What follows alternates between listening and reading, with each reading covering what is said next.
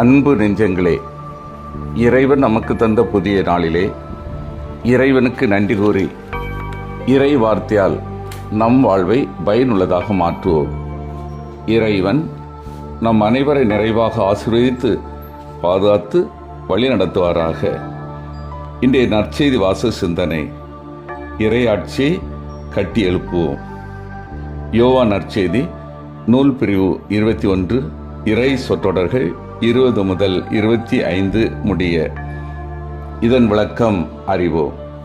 சீடர் இறந்த பிறகு தொடக்க திரு அவையில் பேதுருவின் இடம் தெளிவாக விளக்கப்பட்டது. அவரே திரு அவையின் தலைவர் என்பதை யாரும் மறுக்க முடியாது.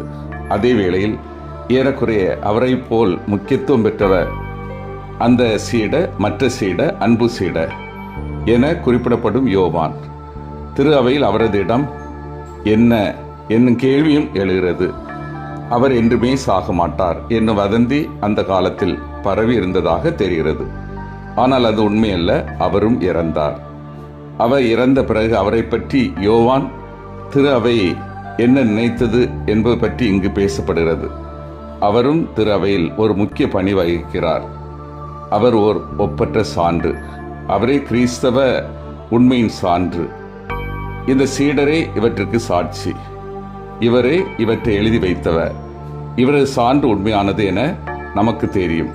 இவ்வாறு பேதுரு திரு அவையின் தலைமை ஆயராக, யோவான் அதன் உண்மைக்கு சான்றாக என்றும் விளங்குவர். அன்பார்ந்தவர்களே, திருத்தூதர்களில் அதிகமான வயது வரை வாழ்ந்தவர் நற்செய்தியாளர் யோவான். கிறிஸ்துவின் நற்செய்தி அறிவிப்பில் யோவானுடைய பங்கு இங்கே நமக்கு தரப்படுகிறது. திருத்தூதர்கள் அனைவருமே இயேசுக்கு தங்கள் இரத்தத்தால் சாட்சிகளாக மரித்தபோது எபேசுவில் வாழ்ந்த யோவானின் பங்கு என்ன என்கிற கேள்வி இயல்பானது. யோவான் இயேசுவின் நற்செய்திக்கு சிறந்த சான்று என்பதுதான் அதற்கான பதில். யோவானின் வாழ்வில் நடைபெற்ற ஒவ்வொரு நிகழ்வுகளின் வாயிலாக அவர் மக்களுக்கு சான்று பகிர்ந்த வாழ்வு வாழ்ந்தார். யோவான் வயதான பிறகுதான் இறந்திருக்க வேண்டும் என்பதை இந்த பகுதி தெளிவாக எடுத்துரைக்கிறது. இதற்கு முந்தைய பகுதியில் பேதுருக்கு முக்கியத்துவம் கொடுக்கப்பட்டிருக்கிறது. இப்போது இயேசுவின் அன்பு சீட யோவானுக்கு அந்த முக்கியத்துவம் தரப்படுகிறது. மொத்தத்தில் தொடக்க கால திரு அவை மிக பெரிய தூண்களாக பேதுரும் யோவானும் விளங்கின. இரண்டு பேருக்குமே இயேசு தனித்துவமிக்க பணிகளை வழங்கியிருந்தார். பேதுரு மந்தைகளை மேய்க்கின்ற பணியையும், யோவான் இயேசுக்கு சான்று பகிர்கின்ற பணியையும் சிறப்பாக செய்வதற்கு அழைக்கப்பட்டார்கள். ஆனால் இந்த இரண்டு பேரும் தங்களுக்குள்ளாக யார் பெரியவர் என்ற மமதை இல்லாமல் கடவுளின் பணியை சிறப்பாக செய்தனர். இதுதான் நமக்கு தரப்படும் இறை செய்தி. இயேசுவின் பணி செய்வதற்காக நமக்குள்ளாக போட்டி போராமல் இருக்கக்கூடாது. கடவுள் அனைவருக்கும் திறமைகளை கொடுத்திருக்கிறார். கடவுள் கொடுத்த திறமைகளை பயன்படுத்தி நல்ல முறையில் இறையாட்சியை கட்டி எழுப்பும் பணி செய்ய நாம் அனைவரும் அழைக்கப்படுகிறோம்.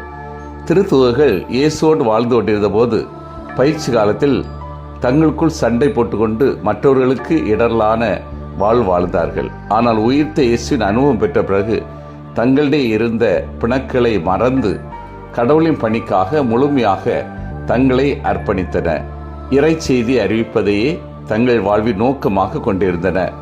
உயிர்த்த இயேசுவின் அனுபவம் பெற்றவர்களாக நாமும் இறைவன் கொடுத்த திறமைகளை இறையாட்சி பணிக்காக பயன்படுத்துவோம். சிந்தித்து தியானித்து செயல்படுவோம். நான் இயேசுவுக்கு முன்மாதிரியாக திகழ்கின்றேனா? இயேசுவின் இறையாட்சி பணி உள்ளன்போடு நிறைவேற்றுகின்றேனா? கடவுள் கொடுத்த திறமைகளை பயன்படுத்தி நல்ல முறையில் இறையாட்சி கட்டி எழுப்பக்கூடிய மனநிலை என்னிடம் உள்ளதா?